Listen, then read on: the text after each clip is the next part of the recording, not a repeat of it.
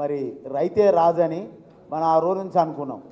కానీ రైతులకు మరి ఇప్పుడు ఎనలేని కష్టాలు వచ్చినాయి. మరి భూముల ధరలు పెరిగినాయి. మనకున్న అందరికంటే మనమే బాగుంటాం అనుకున్నాం. కానీ మన ఉన్న భూములు కోల్పోతున్నాం. నష్టపరిహారం అడగమంటారు. ఏం నష్టపరిహారం ఇస్తారు? మనకి ఉన్నది మార్కెట్ వాల్యూ 2 లక్షలు, 3 అంతలంటే కూడా 6 లక్షలు వస్తాయి. మనం బాగుపడతామని చెప్పండి. కాబట్టి మనం పాత అలైన్మెంట్ ఒకటే డిమాండ్ పెట్టాలి.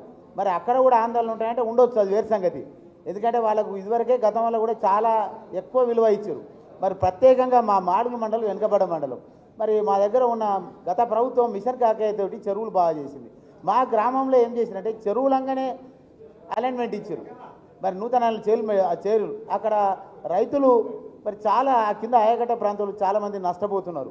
మరి చెరువులను కాపాడవలసిన అవసరం ఉంది. గత ప్రభుత్వం మిషన్ కాకతీయ చెరువులు పూడికలు తీసి బాగు చేయడం జరిగింది. అదేవిధంగా మిషన్ భగీరథ తెచ్చి ఇంటింటికి నల్ల తేవడం జరిగింది.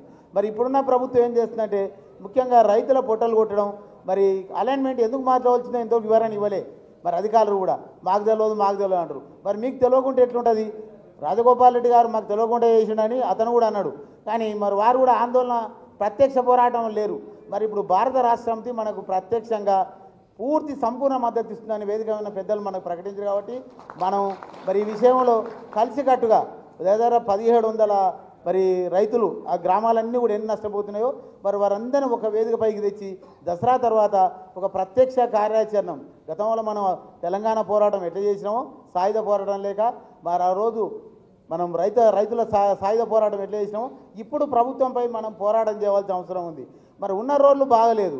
మా మాడుగుల మండలం మరి గతంలో జడిపి రోడ్డు 29 రోడ్డు చూస్తే ఆ రోడ్డు ఏమాత్రం బాగలేదు.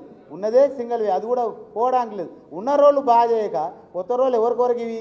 కేవలం వ్యాపారవేత్తలకు, ధనవంతుల వరకు. ఈ అభివృద్ధి పేరిట మన భూములు కోల్పోతే మన అభివృద్ధి ఎక్కడ పోవాలి? మనకున్నదే చిన్నకారు సన్నకారు రైతులం. పెద్ద రైతులు ఊళ్ళో ఎవ్వరు లేరు. ఎవరైనా ఉన్నారంటే వాళ్ళ తాత ఒకడు, ఆయన తండ్రికి ఒకడు, ఒక్కొక్క సంతానం ఉన్న ఉంటూ 20 ఎకరాలు ఉండవచ్చు. అందరూ కూడా పంచుకుంటే 3-4 ఎకరాల కంటే ఎక్కువ రాదు. అందరు చిన్న సన్నకారు రైతులే ఉన్నారు. మరి అది కోల్పోతే ఇప్పటికే ఉద్యోగాలు లేవు చాలామందికి. మనం కరోనా టైంలో ఊళ్ళలోకి వచ్చి వ్యవసాయం చేసుకొని మనం జీవిస్తున్నాం. మరి ఉన్నదంతా పోయినాక మనకు మరి దిక్కేంది? మనం ఎట్లా జీవించాలి? మన పిల్లలు ఎట్లా జీవించాలి? మరి ఇదంతా కూడా చాలా పెద్ద సమస్య. మరి పోని వాళ్ళు ఏమనుకుంటారు? మా భూముల ధరలు వస్తాయి, వీళ్ళకి పోవాలనుకుంటారు. అది సరైన విధానం కాదు. మరి అన్న జపాలని చెప్పినట్టు అందరం కలిసి పోరాటం చేయాలి. ఆయనకు నష్టం జరిగింది, మాకు జరగలే, నాది కొంతనే పోతుంది, మొత్తం పోతలేదు అనుకుంటా మరి అందరం కలిసి పోరాడితే దీన్ని సాధిస్తాం తప్పనిసరిగా. ప్రభుత్వం మరి ఎన్నికలు ఉంటున్నాయి.